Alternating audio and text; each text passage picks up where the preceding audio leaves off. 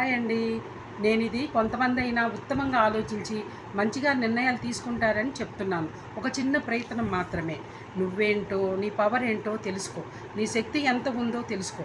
అనవసర పనులతో నీ తెలివితేటలను వృధా చేస్తున్నావు. మౌనంగా కాసేపు కూర్చొని కళ్ళు మూసుకొని ఆలోచించు. ఫోన్లో ఎంతో సమయం గడుపుతున్నావు. ప్రశాంతంగా ఆలోచించు. నీ మైండ్కి పదును పెట్టు. నువ్వు చాలా సాధించగలవు. ప్రతిరోజు నీ దినచర్యలో అనవసర పనులు తగ్గించుకో. నీవేంటో, నీ పవర్ ఎంత ఉందో తెలుసుకుంటే నువ్వు ఏదైనా సాధించగలవు. నీకు ఇష్టమైతే ఎర్లీగా లేస్తావు, ఎక్కడికైనా వెళ్తావు, బద్ధకం చూపించవు. అదే ఆలోచన నీ బుర్రకి పదును పెట్టి నీకు ఇష్టమైంది సాధించు. మంచి పని చేయి, సమాజానికి ఉపయోగపడుతుంది. అద్భుతమైన మేధస్సుని దేవుడు నీకిచ్చాడు. అవకాశం ఎవ్వరు ఇవ్వరు, నువ్వు కల్పించుకో. అంజనాపుత్రుడి కూడా తన శక్తి మర్చిపోతాడు. పక్కనే ఉండి నువ్వే చేస్తావు, నీలోనే అంత శక్తి ఉంది, నువ్వు తప్ప ఎవరు ఆ పని చేయలేరు అని గుర్తు చేస్తే ఆయన విజృంభిస్తారు. అలాగే ప్రతిరోజు ఏదో ఒక మంచి పని చేయి, సమాజానికి ఉపయోగపడుతుంది. పోనీ రోజులో కాకపోయినా వారంలో అయినా ఒక మంచి పని చేయి. తర్వాత ఫలితం కనిపిస్తే నీ ఫీలింగ్ ఎంతో బాగుంటుంది.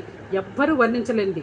పక్కవారు కొంతమంది సపోర్ట్ చేస్తారు, చాలామంది చెయ్యరు. సరికదా, రాళ్ళు వేస్తారు, ముళ్ళు గుచ్చుతారు, నీ మంచిని గుర్తించరు. అనవసరంగా నీ మైండ్ని కలుషితం చేస్తారు. పట్టించుకోకు, నువ్వు చేయాల్సింది చెయ్యి. వాళ్ళు ఎన్నన్నా సరే బాధపడు, భరించు, ఏం నష్టం లేదు. ఆ తర్వాత నీ సమయం వస్తుంది. ఎప్పుడూ రంగులు రాట్నం తిరుగుతూనే ఉంటుంది. పైన వారిని కిందకు తెస్తుంది, కింద ఉన్న వారిని మీదకు తెస్తుంది. బాధపడితే నిన్నెవరూ ఓదార్చరు. పైగా లోపల ఆనందించేవారు ఉంటారు. కానీ నువ్వు వారిని నిందించకు. అన్నీ ఆ పై వాడికి వదిలే. ఆయన తప్పక చూస్తాడు. కొంచెం లేట్ అవుతుంది, ఓర్పు పెట్టు, ఎదురు చూడకు. పదే పదే దాని గురించి ఆలోచించి మనసు పాడు చేసుకోకు. ఒక తలుపు మూసినా ఒక తలుపు తెరుచుకుంటుంది. ఆ మూసిన తలుపుని తీయటానికి ప్రయత్నించకు. ఒక తలుపులో నుంచి పోయేదేమున్నది అని దిగాలు పడకు. ఆ తెరిచిన తలుపు నుండే బయటికి రా. తమసోమ జ్యోతిర్గమయ్య తలుచుకో, చాలా హాయిగా ఉంటుంది. నువ్వు ఎప్పుడైతే పైకి వస్తావో అప్పుడు అందరూ నిన్ను గుర్తిస్తారు, నీ దగ్గరకు వస్తారు. ఇప్పుడు నేను నీ వెంటే ఉంటా అంటారు. అయినా గర్వపడకు, నిందించకు.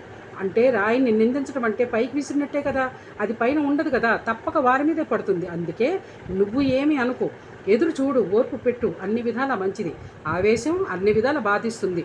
తొందరపడి ఒక మాట అన్నామే, వారిని నిందించామే అని విఘ్నత ఉన్నవారు గుర్తిస్తారు, లేనివారు తుడిచిపెడతారు. అది వారి స్వభావం. అందుకే ఓర్పు, క్షమ, వినయం, సమయపాలన అంటే సమయం వృధా చేయక సరైన సమయంలో చేయటం. వయసు దాటిపోతే నువ్వు ఎన్ని అనుకున్నా శరీరం సహకరించదు. అందుకే పైన చెప్పిన 4 పాటించండి, మీకు తిరిగే లేదు. ఎవ్వరూ మిమ్మల్ని ఆపలేరు. ఎలా అంటే ఆకాశంలో ఎగిరే తారాజువులా. ఏమంటారు? ఇది ఎవ్వరిని ఉద్దేశించింది కాదు, తెలియని వారు గ్రహిస్తారు. అన్యథా భావించొద్దు. నాకు అన్నింటా ప్రోత్సహిస్తున్న నా కొడుకు, కోడలు, కూతురు, అల్లుడు అందరికీ నా థ్యాంక్స్. తక్కువ సమయంలోనే బాగా ఆదరించి నన్ను ప్రోత్సహిస్తున్న మన యూట్యూబ్